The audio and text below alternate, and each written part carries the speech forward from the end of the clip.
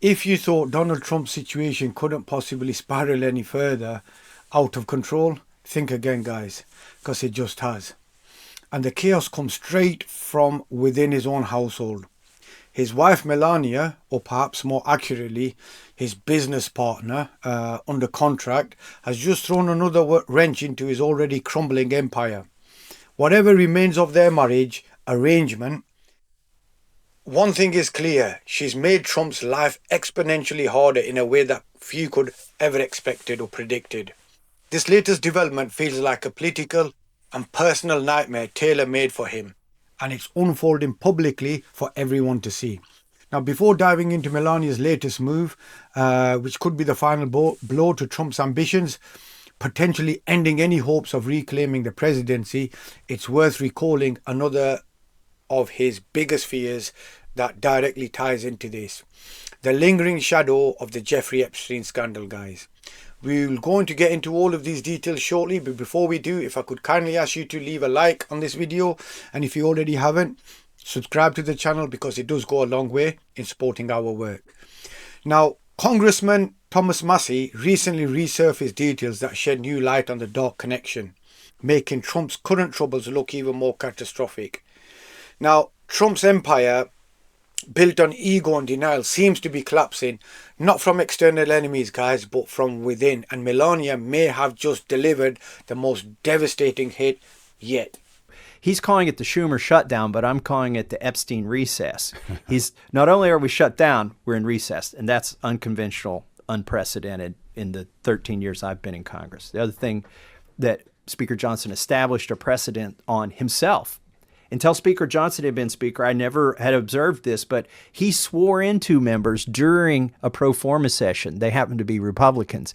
And now he's has no real good reason for why he's not swearing in the Democrat during pro forma session.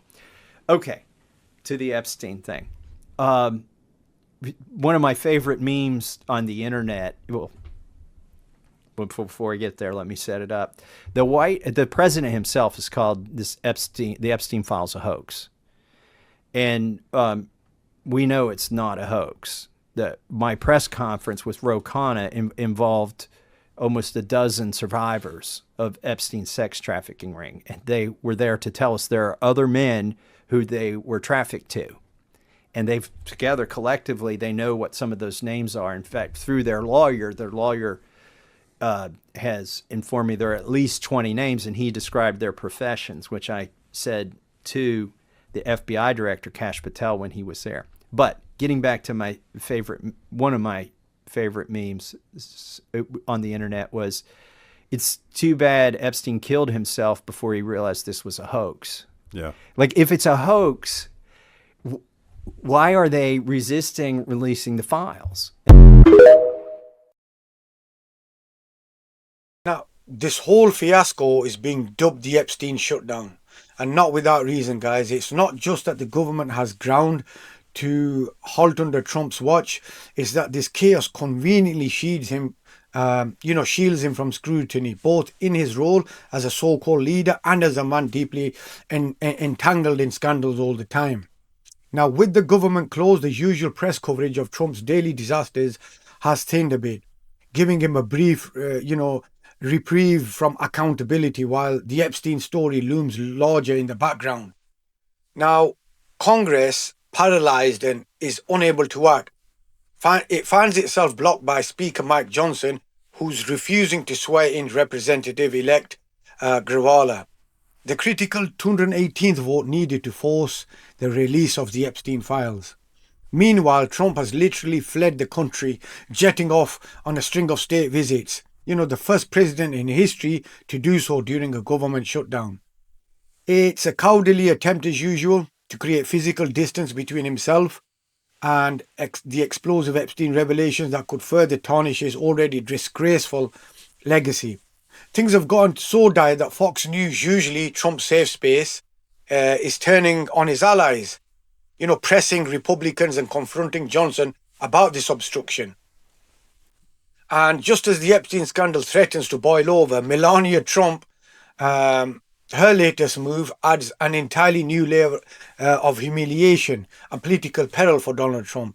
a development that could make this scandal, look lame by comparison. Seated Representative-elect Adelita Grijalva. There's now a lawsuit about this. They say there's no dispute about her election or her qualifications, and add this. Speaker Johnson wishes to delay seating Ms. Grijalva to prevent her from signing a discharge petition that would force a vote on the release of the Epstein files and or to strengthen his hand in the ongoing budget and appropriations negotiations. Why hasn't she been sworn in? What's your response to the lawsuit? Oh, this is so ridiculous. And we could take 30 minutes and talk about all this. But Rep-elect Grijalva will be sworn in as soon as we get back to regular session. Remember, it's the Democrats who shut the Congress down, so we can't do that. Can you not swear her in, though, when you're not operating in regular? There is a precedent for doing a pro forma session swearing in, but we're not engaging in regular business right now. And what I'm doing is following the Pelosi precedent. Is Mike Johnson seriously still peddling the same worn-out lie that this somehow is a Schumer shutdown? That tried deflection has lost whatever shred of credibility it ever had, guys. Meanwhile, Donald Trump has literally abandoned the country, jetting off on a state visit, the first president in US history to do so during a shutdown. Why? Because he's running from the chaos he's personally created, the economic fallout of his own incompetence, and of course the growing cloud of the Epstein files, as well as Johnson, ever the Trump loyal enabler, is doing his best to shield Trump from accountability, even as Fox News, of all places, begins to question the GOP's silence and excuses. But while Trump's allies are working overtime to protect him, one person isn't, guys, who's not playing along with it. It's Melania. In a stunning twist, Trump's own wife has managed to drag the Epstein scandal back straight into the spotlight. After journalist Michael Wolff discussed her alleged connection to the Epstein files, Melania sued him, and the lawsuit has spectacularly backfired. The Trumps are infamous for using, lawsuits as a weapon to silence critics. They now are themselves finding being hoisted by their own legal, petard. So the blunder has reignited public interest in the Epstein saga and is forcing uncomfortable questions back into the open.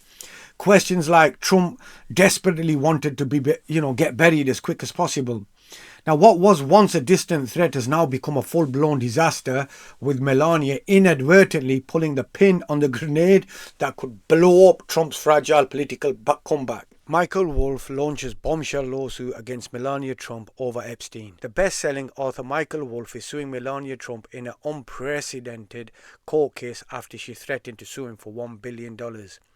The author, who is co-host of the Daily Beast hit podcast Inside Trump's Head, is accusing the First Lady of launching an assault on his free speech and trying to stifle legitimate inquiry into Jeffrey Epstein. The case is the first time Melania Trump has been sued as First Lady and appears to be the first time a president's wife has been the subject of a court action. Wolff is asking the court for permission to question Melania and Donald Trump under oath about their dealings with Epstein. Wolff's attorney filed the case in New York State Court late Tuesday after the First Lady's legal team sent him a letter threatening a lawsuit for over $1 billion in damages. Melania accused Wolff of making false, defamatory and lewd statements in a letter from her attorney Alejandro Brito, saying he had made extremely salacious allegations that have reached tens of millions of people worldwide. The letter from Brito demanded that he retract statements including that Epstein had claimed Melania first slept with Trump on the late pedophile's private jet, or faced being sued for at least $1 billion. Wolff is using so-called anti-SLAPP laws for the case. The law ban powerful people from using legal actions to shut down journalism, which are known as strategic lawsuits against public participation. Wolff said bringing the case was a difficult decision and said, "I didn't want to be in a lawsuit, but I am also a journalist and have been one for 40 years. I've written 4 books about Donald Trump and have never been sued. Mrs. Trump's threatened lawsuit is what lawyers called a strategic lawsuit against public participation, a SLAPP suit. Its purpose was to intimidate and silence me, as Donald Trump has done so many times, news organizations and reporters. Fortunately, New York has an anti-SLAPP law. This law protects people sued for making statements involving matters of public concern. In order to avail myself of this protection, I choose to begin an action against her rather than having her threats hanging over my head indefinitely. Wolf is asking the court to shut down Melania Trump's threats and pay punitive damages, and to allow him to question her and her husband under oath about their relationships with Epstein. These threatened legal actions are designed to create a climate of fear in the nation so that people cannot freely or confidently exercise their First Amendment rights, he says in the suit. The threats are also intended to shut down legitimate inquiry into the Epstein matter, which the Trumps and their collaborators have at every turn sought to impede and suppress. The lawsuit alleges that Melania's threat of legal action against the author is intended to impede and chill future reporting and writing that Mr. Wolf has committed to doing regarding Epstein, Mr. Trump and Mrs. Trump. In many respects, that is the primary purpose of these claims, the legal papers say. Wolf alleges that the libel allegations Melania has made against him lack substantial basis in law or in fact and cannot overcome constitutional protections. The suit adds Mrs. Trump's claims are made for the purpose of harassing, intimidating, punishing, otherwise maliciously inhibiting Mr. Wolf's free exercise of speech. Journalist Michael Wolff has done exceptional reporting on the tangled web between Donald Trump, Melania and Jeffrey Epstein. Work that has repeatedly exposed uncomfortable truths about power, privilege and corruption. His persistence in challenging this toxic political machine is invaluable, and at the same time the possibility of questioning both Trump and Melania under oath about the Epstein ties would be nothing short of explosive, guys. That prospect alone hangs over Trump like a dark cloud. So, that cloud is one that the press absolutely should pursue. Reporters should be demanding answers about Melania's lawsuit and her apparent attempt to intimidate journalists who investigate her association with Epstein.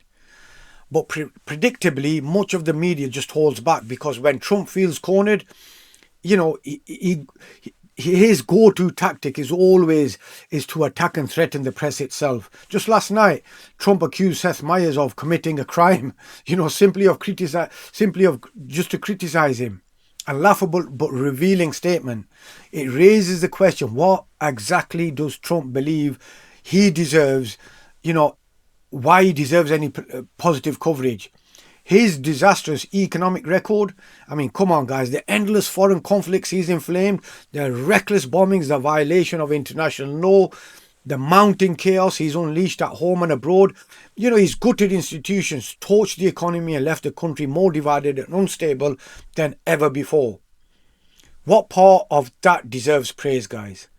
At its core, this moment exposes something deeper, a genuine threat to free speech. For years, conservatives have, wailed about cancel culture, claiming progressives are the real enemies of open dialogue. But what we're witnessing now under Trump's brand of, authoritarian rule is far worse.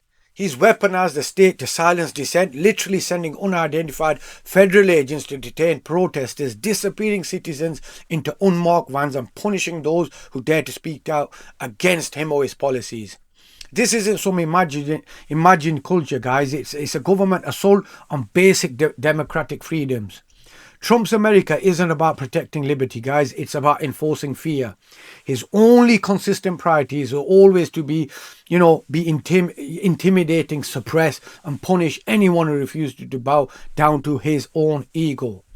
As President Obama warned that Trump's politics thrive on division and terror, a regime fueled not by strength or vision, but by cruelty and control. We got masked ICE agents pulling in unmarked vans and grabbing people off the streets, including U.S. citizens.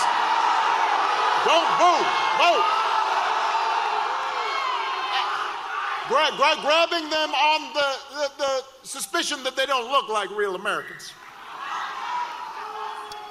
We've got Health and Human Services Secretary who opposes proven science and then peddles quack medicine. We've got a top White House aide who calls Democrats, the whole Democratic Party, domestic extremists. And then we've got some poor labor economist who got fired for accurately reporting bad job numbers that Trump didn't like.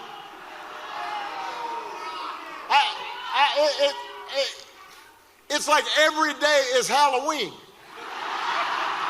We cannot sit back and, allow this campaign of fear and intimidation to continue, guys, unchecked. On this show, we'll keep shining a light on Trump's bullying tactics, his attacks on journalism and journalists and individuals, and his ongoing attempts to silence dissent.